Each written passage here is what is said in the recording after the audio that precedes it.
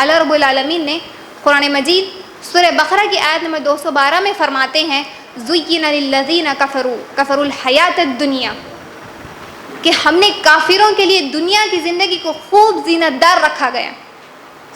کافروں کے لیے یہ دنیا کی ہی زندگی جنت ہے، اور مومنوں کے لیے دنیا کی زندگی کیا ہے میری بہنوں؟ قید خانہ ہے، قید خانہ ہے. اور آج ہم دنیا کی یہ جو صرف کچھ مہلت کی یہ دنیا ہے، ہماری زندگی کچھ مہلت کی ہے، اس میں یہ عیش و عشرت کے پیچھے پڑے ہوئے ہیں، دنیا کی زینت کے پیچھے آج ہم بھاگ رہے ہیں. اور اللہ رب العالمین نے کہا کہ دنیا کی زینت اللہ نے کس کے لیے رکھی؟ کافروں کے لیے رکھی. ایسا نہیں کہ مومنوں کے لیے بھی نہیں رکھی، اللہ نے مومنوں کے لیے بھی رکھی. لیکن اللہ نے اس آیت میں یہ سمجھا رہا ہے ہمیں کہ صرف دنیا میں ہی کافروں کے لیے خیر ہے. وہ جو بھی نیک اعمال کریں گے اس کا بدلہ انہیں آخرت میں نہیں دیا جائے گا. جو بھی وہ نیک اعمال کریں گے یا کچھ بھی کریں گے، اللہ اس کا بدلہ انہیں دنیا میں ہی دے گا. دنیا میں ہی ان کی جنت ہے، ہر چیز ان کے لیے دنیا میں ہی ہے، آخرت میں ان کے لیے کوئی اجر نہیں ہے.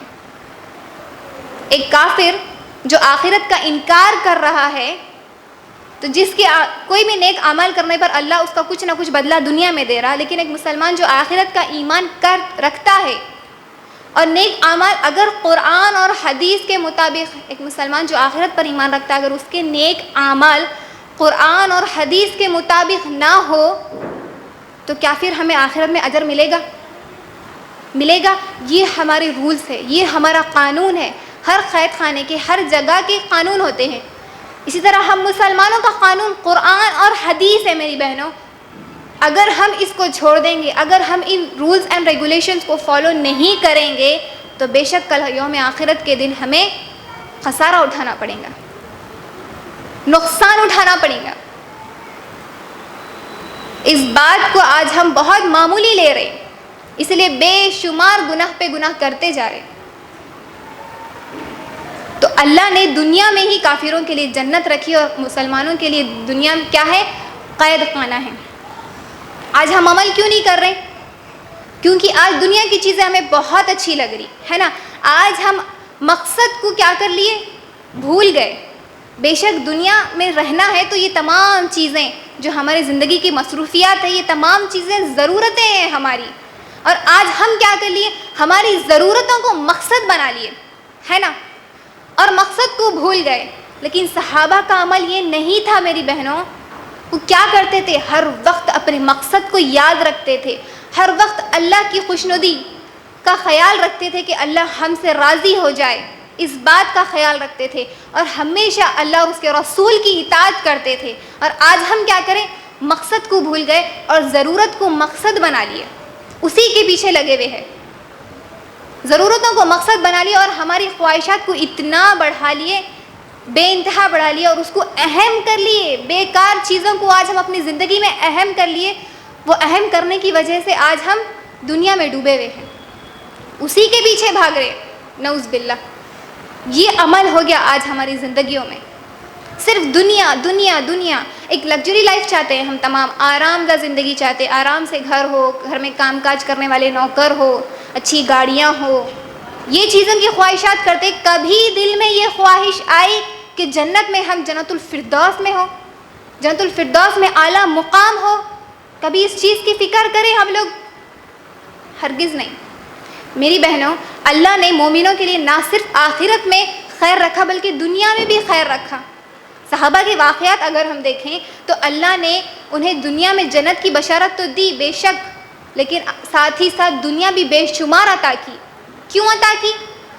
کیونکہ وہ ہر وقت اسلام پر، کامل اسلام پر مکمل طور پر عمل کرتے تھے. عمر بن خطاب رضی اللہ عنہ کے دور خلافت میں ہم تمام جانتے ہیں کہ انہوں نے کتنے ملک کو فتح کر لیا تھا. جواب دیجئے، کتنے ملک کو عمر رضی اللہ عنہ نے ان کے دور خلافت میں کتنے ملکوں کو فتح کر لیا تھا؟ کسی کو بھی نہیں معلوم. 30 ممالک کو، 30 ملکوں کو، 30 کنٹریز کو عمر رضی اللہ عنہ نے ان کے دور خلافت میں فتح کر لیا تھا. یعنی کہ وہ ہمارے صحابی 30 ملک کے بادشاہ تھے، 30 ملک کی حکم کرتے تھے، ان کی حکومت چلتی تھی. 30 ممالک کو اللہ نے دنیا بھی عطا کی. اسی طرح عثمان غنی رضی اللہ عنہ کے دور میں، دور خلافت میں، بے شک وہ بہت مالدار تھے لیکن اللہ نے انہیں اور بہت زیادہ عطا کیا تھا. ان کے دور خلافت میں ان کے گھر کے سامنے 5000 عربی گھوڑے کھڑے ہوئے تھے.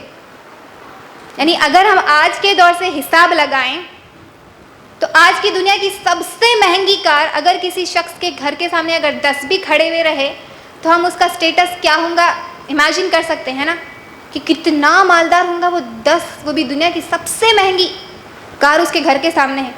لیکن عثمان غنی رضی اللہ عنہ کے گھر کے سامنے اس زمانے کے سب سے مہنگی کار، یعنی کہ اس زمانے کے سب سے مہنگے عربی گھوڑے کتنے تھے میری بہنوں؟ 5000. 1 2 10 100 1000 2000 بھی نہیں، 5000 عربی گھوڑے ان کے گھر کے سامنے کھڑے ہوئے تھے.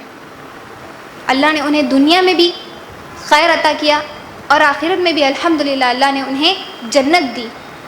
اور اللہ نے فرمایا کہ دنیا کی تمام تر نعمتیں، دنیا اور آخرت کی تمام تر نعمتیں مومنوں کے لیے رکھی ہے. اور آج ہم گناہ کر کے ان نعمتوں سے، ان خیر سے محروم ہیں. اسلام کو چھوڑ دیے آج ہم، جس وجہ سے آج ہماری زندگیوں میں پریشانیاں ہیں. ہمارے صحابہ کی زندگی اتنی اطمینان اور سکون والی کیوں تھی؟ کیونکہ وہ ہر وقت اللہ کی رضامندی کی فکر کرتے تھے، ہر وقت اسلام پر عمل کرتے تھے. اور آج ہم ہر وقت صرف دنیا کی فکر میں پڑے ہوئے ہیں، جس وجہ سے ہر قسم کی پریشانی اور مصیبت آج ہمارے اوپر ہے. میری بہنوں غور کریں، اب بھی وقت ہے ہمارے پاس اپنے آپ کو اسلام کے سانچے میں مکمل طور پر ڈھال